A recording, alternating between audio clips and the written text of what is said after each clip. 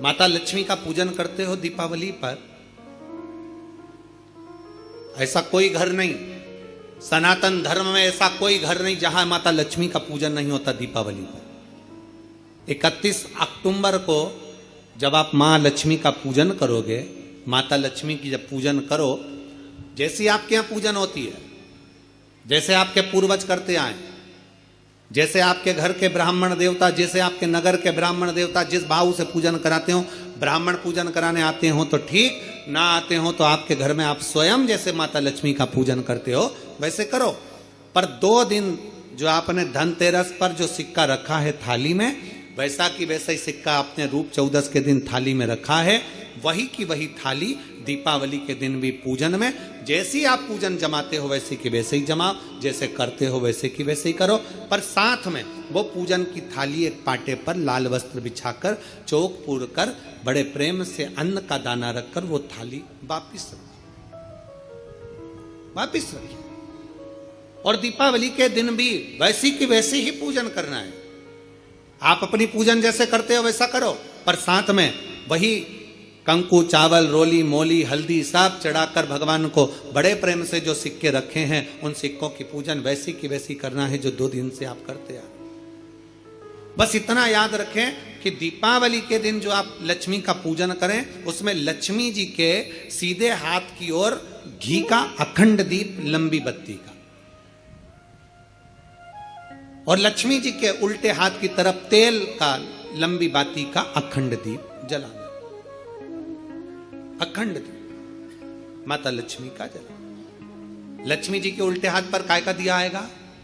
जम के बोलो, तेल का, लंबी बाती का, और सीधे हाथ पर काय का आएगा? घी का दिया। दोनों दीप अखंड जलाना है, जो रात्रि को जलें सुबह तक वो जलते रहें, ऐसा दीप पर ध्यान देना है। और माता लक्ष्मी की पूजन कर कर जो सिक्के आपने रखे हैं उस पर 5 या 7 कमलगट्टे, हल्दी की गठान, अमरबेल के टुकड़े। पर इस पूजन में आपको हरी मूंग, खड़ी जो मूंग आती है हरी, उसको भी थोड़ा सा समर्पित करना है, और खड़ा धना और गुड़ की थोड़ी सी डली ये भी समर्पित करना। जो कमल का पुष्प हो, जो पुष्प आपके पास में हो लाल कलर का, वो माता लक्ष्मी को समर्पित करना है। चावल सफेद नहीं, पीले कलर कर भगवान माता लक्ष्मी को समर्पित करना। हल्दी और कुंकु माता लक्ष्मी को समर्पित करना है, और माँ को भोग लगाकर बड़े प्रेम से माता की आरती कर कर, झोली पसार कर प्रणाम करना है। प्रणाम कर कर जब आप पूजन पूर्ण हो जाए, बड़े प्रेम से आनंद से आप लोग भोजन आदि सब करने के बाद में रात्रि का जो समय रहे, दीपावली की रात्रि का 11 बजे के बाद 11:30 से लेकर 12:30 के बीच में प्रयास करना कि किसी भी एक वृक्ष के नीचे, या तो पीपल या बेलपत्र या आंवला, किसी भी एक वृक्ष के नीचे रात्रि के समय पर जाकर एक दीप अवश्य लगाना घी का, और वापिस लौट कर आकर प्रयास करना कि कोई एक सिक्का, कोई भी 1 रुपया 2 रुपया, कोई भी घर में चारों तरफ घुमाने के बाद वो सिक्का अपनी अलमारी में, तिजोरी में या दुकान में जिसमें आप रख सकते हो उसको रखना। फिर अगले वर्ष आपसे बात करेंगे कि वो तिजोरी खाली तो नहीं हुई, बाबा ने भंडार भर कर रखा कि नहीं, उसने भरा कि ना भरा। प्रयास करें।